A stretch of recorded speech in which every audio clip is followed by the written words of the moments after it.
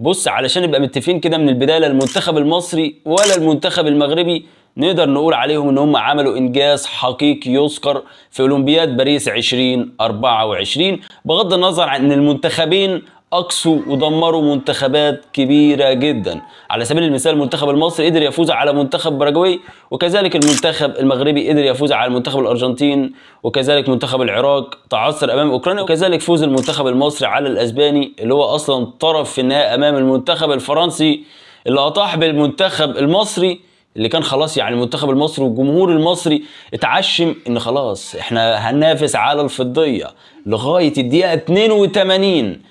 طموحات وسقف طموحات كل الجمهور المصري والعربي اللي كان بيشجع بقلبه المنتخب المصري. خلاص المصريين هيعملوها، عملوها الفراعنه. ده انا بقيت افكر الاسبان هنعمل معاهم ايه؟ ده احنا كسبناهم بنتيجه 2-1، ده هينزلوا هياكلونا النجيله حرفيا.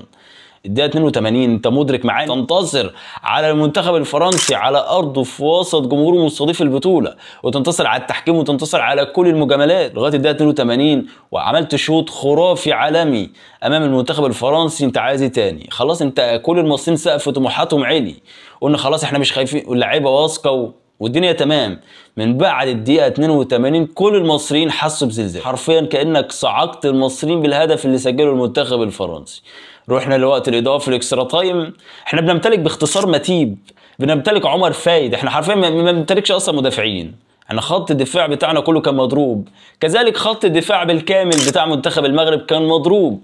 بيفكروني كده بدوله ما عندهاش خطوط دفاع ملطشه للكل، كلنا عارفين هي بق على الفاضي.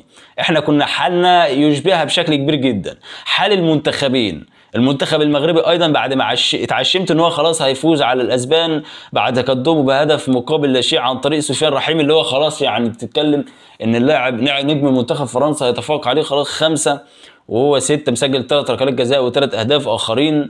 في مباراه فاصله امام المنتخب المصري عنده فرصه انه يحافظ على صداره وترتيب هداف البطوله، ولكن ده مش انجاز بالنسبه لي. يمكن الجوائز الفرديه دي تحطها على جنب، ملاش اي 30 لازمه. اللي بيقعد في النهايه هو المنتخب والانجاز اللي حققه منتخب بلد. انا كمشجع مصري اتصدمت مرتين في مباراه المنتخب المغربي امام الاسبان، لما كنت قاعد خلاص متعشم ان المنتخب المغربي هو اول طرف في هذه البطوله اولمبياد باريس 2024. ده نتيجه ان الاداء اللي عمله المنتخب المغربي امام الاسبان، سجلوا هدف تكهكروا تراجعوا للخلف، ودي كانت غلطه كبيره جدا من لاعيبه ومدرب منتخب المغرب. والمنتخب المغرب في النهايه اتعمل عليه المنتدى وخسر المباراه، وحاليا هيلعب على البرونزيه اللي هي تعتبر بالنسبه لي مش انجاز. يعني ايه هلعب على البرونزيه بعد ما كان المنتخبين على بعد خطوه ان هم يلعبوا على الفضيه او الذهبيه؟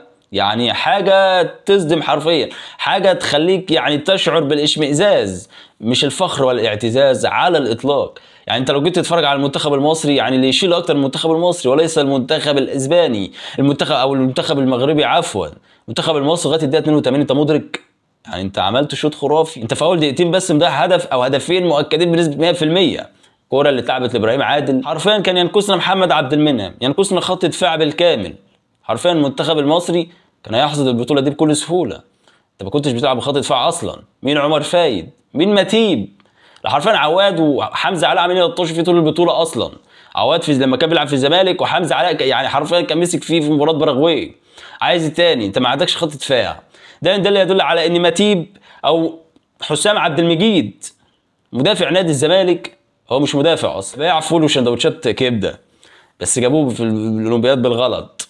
هو المكسب الوحيد بالنسبه لي لا محمد النني ولا ابراهيم عادل ولا كوكا ولا حمزه علاء. نعم اللعيبه دي كبيره وقدمت بطوله كبيره، ولكن المكسب الحقيقي والمنتخب المصري الاول هو مدرب منتخب مصر الاولمبي روجيه ميكالي، مدرب عبقري وله بصمه حقيقيه. المنتخب المصري حرفيا وميكالي لو كان اختار مدافعين من العيار الثقيل يستحق ان هم يرتدوا قميص المنتخب المصري، انت كنت حافظت على نتيجه ال1-0 وتأهلت بالفعل للفاينل وقابلت المنتخب الاسباني ولعبت بقى على حظوظك، كنت ممكن تكسبها وتفوز بالذهبيه. هنروح بقى نلعب المنتخب المغربي، والمنتخب المغربي لعبنا ونقعد بقى نحفل على بعض كعرب. اي نعم كان نفسي نلعب بعض ولكن على الذهبيه مش على البرونزيه. ايه برونزيه؟ هل ده انجاز من وجهه نظرك؟ بغض النظر عن ان المنتخب المصري بقاله اكثر من 60 عام، بتتكلم في نص قرن، اكثر من نص قرن ما وصلش لهذا الانجاز اللي هو نصف نهائي الاولمبياد.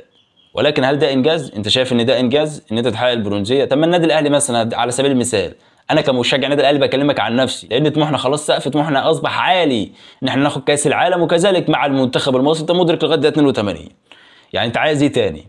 خلاص المنتخب المصري كان خلاص على بعضه 8 دقايق يفصلك وتوصل وتروح تلاعب المنتخب الاسباني وليس المنتخب المغربي. هنقعد بقى نزول في بعض ونحفل على بعض كعرب بعد ما كان المنتخبين على بعد خطوه ان هم يلعبوا على الذهبيه، اصبحوا هيلعبوا على البرونزيه. ده عشمنا وغدر بينا، والمنتخب الاسباني عمل عليه ريمونتادا، وكذلك المنتخب المصري عشمنا واتغدر بينا واتعمل علينا ريمونتادا. حرفيا المنتخب الفرنسي عمل علينا حفله في فرنسا، كنا هنعمل احنا عليه حفله وكنا هنحط عليه على ارضه في وسط جمهوره.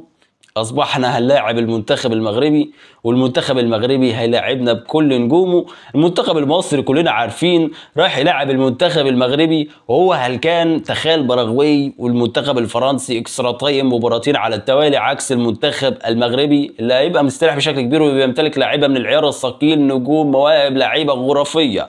بتتكلم عن اياس اخوماش بن صغير، بتتكلم عن حكيم زاشمي، بتتكلم عن اشرف حكيمي، بتتكلم عن بقى في حراسه المرمى منير المحمدي، لعيبه محترمه، لعيبه من العيار الثقيل بيمتلكها المنتخب المغربي وكذلك المنتخب المصري، ولكن لعيبه خلاص اتهلكت، طرد بقى وعمر فادي واللعيبه مجهده حرفيا.